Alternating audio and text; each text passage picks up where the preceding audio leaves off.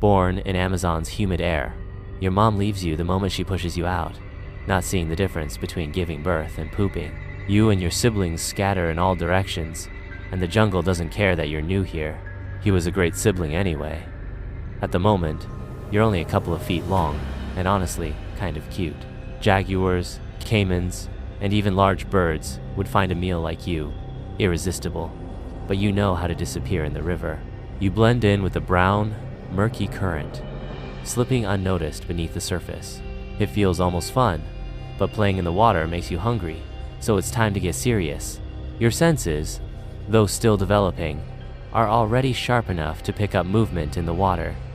You notice a small fish darting by a perfect target. You freeze, letting the current carry you, getting closer and closer. Your jaws clamp down with shocking speed, and your first kill is yours. It's a tiny victory, but a victory nonetheless, the first of many. You want to grow fast. Out here, survival is all about getting big, strong, and sneaky. Speaking of sneaky, have you noticed your skin yet?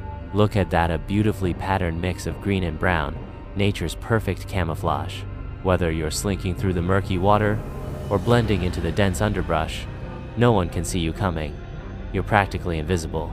That's your first real advantage in this wild place. It's not much now, but it'll come in handy once you're ready to hunt something a little more challenging. For now though, you stick to the basics. You spend your days slithering through the rivers and swamps, mostly keeping to the water where you feel safe. Your eyes and nostrils stay just above the surface as you gently slide through, waiting for an unsuspecting snack to wander a little too close. As you rest just below the surface, you spot a tasty target, a small rodent foolish enough to venture right up to the water's edge. You wait patiently, and then you strike with lightning speed, wrapping your coils around it, squeezing tight until it's over. Dinner served. Not bad. You've entered the juvenile phase of your life, and things are starting to get interesting. You're bigger now, faster and stronger. And your prey? Well, you've moved up in the world. Small frogs and fish just don't cut it anymore. Now, you've got your eyes on something more substantial like capybaras. Yeah, the world's largest rodents are on your menu now. That was close, but don't get cocky just yet. You're still not the biggest predator out here. There are jaguars, caimans, and other anacondas that would love to make a meal out of you if they get the chance. Gotta stay sharp and use your camouflage to your advantage. Oh, wait, it's a caiman, basking on the riverbank. It's not huge, probably a juvenile like you, but it's still a risky move. First hunt? Go for it. You slink into the water, sliding gently toward the caiman with the grace of a shadow. Your muscles coil, ready to strike.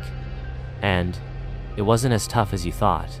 That's your first taste of success as a true predator. But let's not get ahead of ourselves. Not every day is a win. There are days when your prey outsmarts you, like that one time you tried to take down a capybara, but ended up being dragged halfway across the river before it managed to escape. Yeah, that wasn't your finest moment. But don't worry, no one saw that. The good news is, you're still growing. And with every meal, you get a little bigger, a little stronger, and a little wiser. By the time you're fully into your juvenile phase, the jungle doesn't feel quite as intimidating anymore. Sure, there are still big predators out there, but you're climbing the food chain and fast. As the months roll by, you become more and more comfortable in your environment. You've perfected the art of hiding in plain sight, waiting for hours, maybe days or weeks. Whew. Finally, a group of capybaras is grazing near the water's edge. You sink slowly beneath the surface, your eyes barely visible as you approach. You wait, your muscles tense. And then what? Where did this jerk pop up from? Do you think he'd mind if you asked for just a small bite to curb your hunger? Oh, maybe that's not such a good idea. Let's get out of here. You continue to refine your skills, learning more about your environment and your place in it. You've mastered the art of stealth, using your patterned skin to blend seamlessly into the jungle around you. You've developed a keen sense of smell, allowing you to track prey even through the thickest underbrush.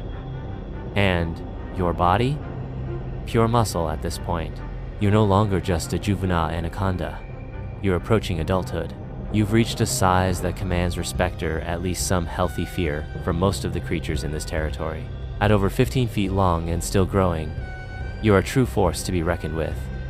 No more small-time snacks for you. You've graduated to bigger prey, and by bigger, we're talking deer, wild pigs, and even the occasional caiman that dares to cross your path. As you grow, the jungle becomes more crowded, and you need a place to call your own. It's time to search for a territory, a safe space where you can hunt, rest, and hunt again. Jungle trek. Rivers, logs, thickets. You need to find a secluded area somewhere near water with plenty of prey, but far from other predators. After days of searching, you find the perfect spot, a quiet stretch of river, hidden beneath a canopy of trees. The perfect territory. You mark the area with your scent, claiming it as your own. This is where you'll live out the next chapter of your life. And speaking of the next chapter, it's time for something new. Mating. It's not just about survival anymore. Now, it's about passing on your genes.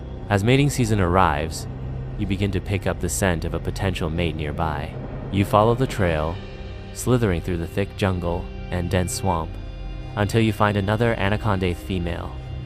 What a beauty. The courtship begins. It's a slow, winding dance as the two of you coil around each other. For hours, you move together in a mesmerizing spiral until, finally, the deed is done. The female will carry out your legacy.